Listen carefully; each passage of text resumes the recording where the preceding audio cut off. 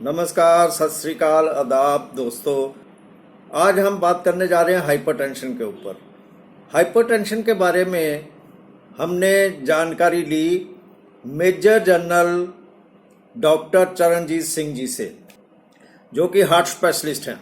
Hypertension के बारे आगे बात करने से पहले हमें हार्ट के बारे में थोड़ी सी जानकारी लेनी बहुत ज़रूरी है। आप सब जानते ही हैं कि हार्ट जो है वो ब्लड को सर्कुलेट करने में, धमनियों में सर्कुलेट करने में, जिसको हम आर्टरीज कहते हैं, वो काम करता है। आर्टरीज के थ्रू वो ऑर्गन्स को ब्लड भेजता है और वेन्स के थ्रू वापस ऑर्गन से हार्ट में आता है। तो ये एक वेस्कुलर सर्कुलेशन है। एक टर्म आपने बहुत कॉमन सुनी होगी, ब्लड प्रेशर। ब्लड प्रेशर होता क्या है? ब्लड प्रेशर की रीडिंग दो तरह से ली जाती है, सिस्टोलिक और डायस्टोलिक। अब इन दोनों में फर्क क्या है, इस पे बात करेंगे। ब्लड प्रेशर पे बात करेंगे। तो जिस वक्त हार्ट बीट करता है, आप सबने सुना होगा कि हार्ट 24 घंटों धड़कता है। असल में 24 घंटों धड़कता नहीं है। वो बीट करता है, रिलैक्स करता है, बीट करता है, रिलैक्स करता है, बीट करता है, रिलैक्स करता है। जिस वक्त वो बीट करता है तो हमारे लेफ्ट वेंट्रिकल से ब्लड जो है हमारी आर्टरीज में जाता है, और जिस वक्त वो बीट करता है और ब्लड आर्टरी में जाता है तो आर्टरी के ऊपर वो जो प्रेशर उसकी दीवार के ऊपर, आर्टरीज की दीवार के ऊपर जो प्रेशर डालता है वो, उसको हम बोलते हैं, उसको सिस्टोलिक बोलते हैं, जो कि 120 होना चाहिए।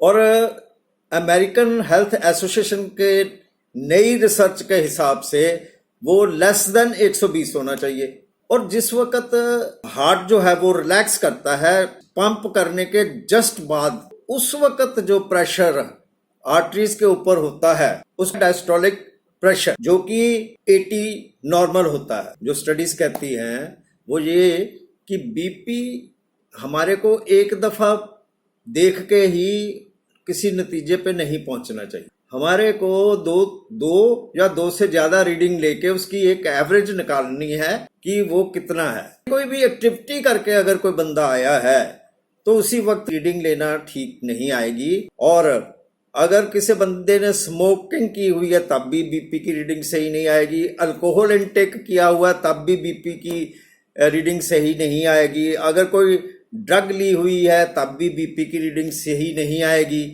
बंदे को बिल्कुल नॉर्मल कंडीशन में होना चाहिए और वो तब बीपी की रीडिंग जो है वो असल में मैटर करती है। अब हम बात करते हैं hypertension. Doctor major general Charanjit Singh के हिसाब से हाइपरटेंशन जो है स्ट्रेस की वजह से भी होता है। तो जो स्ट्रेस है ना दिमाग के ऊपर, उससे हाइपरटेंशन हो जाती है। हाइपरटेंशन मतलब हाई ब्लड प्रेशर।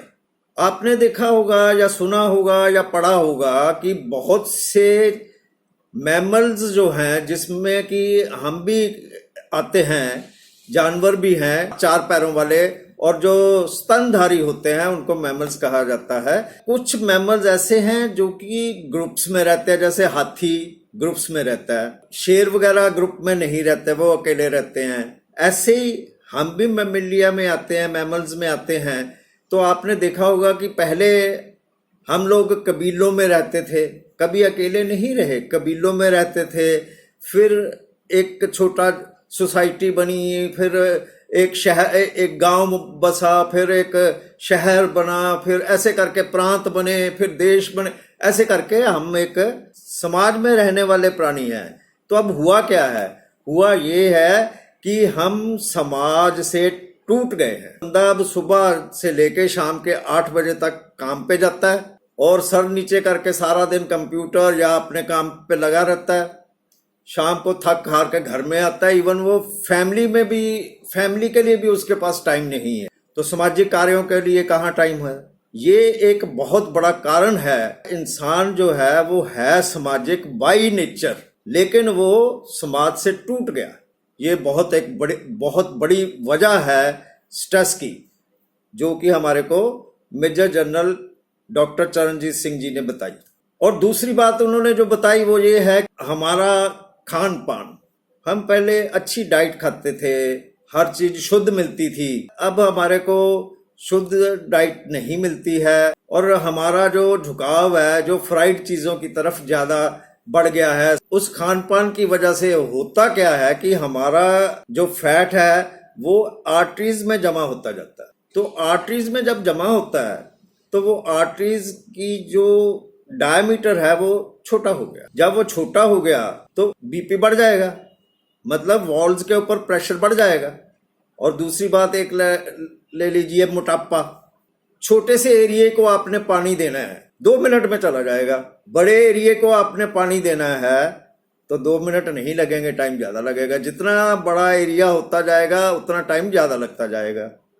तो यही तरीका है और यही थ्योरी है हमारे हार्ट की भी। हमारा वजन जो है वो ज़्यादा बढ़ गया है तो हमारे हार्ट को ज़्यादा जोर लगाना पड़ेगा लास्ट तक पहुंचने के लिए। तो अगर वो ज़्यादा जोर लगाएगा तो मतलब प्रेशर बढ़ गया, तो वो जो प्रेशर है वो कहाँ पड़ेगा, वो आर्टरीज के ऊपर पड़ेगा। मोटापा जो है ये भी एक बहुत बड़ी समस्या है हमारे हिंदुस्तान में, तो ये बहुत बड़ी समस्या बन चुकी। डॉक्टर चरणजीत के हिसाब से अगर हम बात करें तो हमारे को मोटापा कंट्रोल में करना पड़ेगा, हमारे को स्ट्रेस कंट्रोल में रखनी पड़ेगी, हमारे को सामाजिक प्राणी बनना पड़ेगा, हमारे को एक्सरसाइज करनी पड़ेगी। एक्सरसाइज करने से जो हमारी आर्टरीज है उसका डायमीटर बड़ा हो जाता है। जब उसका डायमीटर बड़ा हो जाता है तो फ्लो बढ़ेगा, आसानी से होगा। मोटापा नहीं होगा तो फैट नहीं होगी, फैट अंदर जमा नहीं होगी तो हमारा फिर भी फ्लो बहुत अच्छा रहेगा।